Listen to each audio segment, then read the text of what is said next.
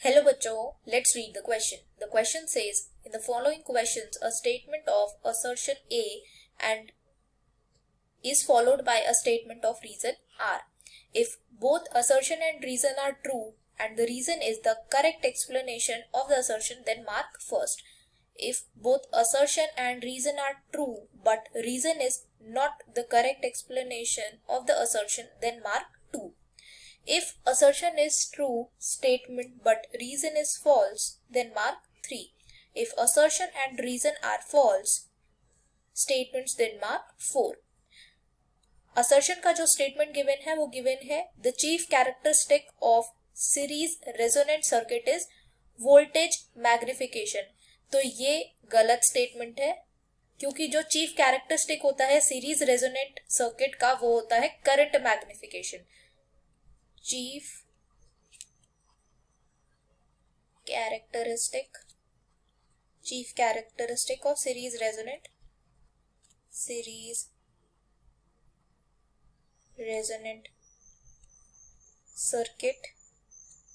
Is current magnification. तो ये statement हमारा फॉल्स है।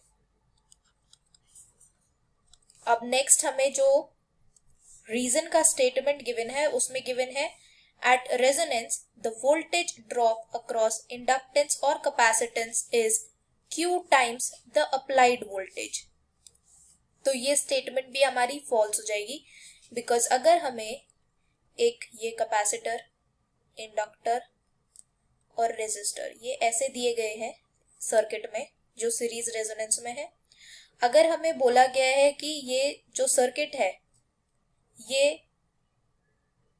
रेजोनेंस में है, अगर ये सर्किट रेजोनेंस में होगा तो कैपेसिटर और इंडक्टर इन दोनों पर जो वोल्टेज ड्रॉप होगा वो होगा 0, VC 0 हो जाएगा और वोल्टेज ड्रॉप अक्रॉस इंडक्टर भी 0 होगा। वोल्टेज ड्रॉप अक्रॉस रेजिस्टर जो होगा वो आएगा V, जो इस पूरे सर्किट का वोल्टेज आएगा।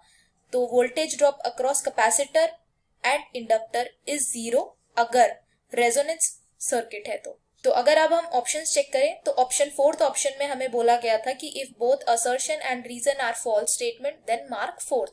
तो हमारा जो करेक्ट ऑप्शन हो जाएगा वो हो जाएगा option 4। I hope you understood this well. Thank you so much. All the best.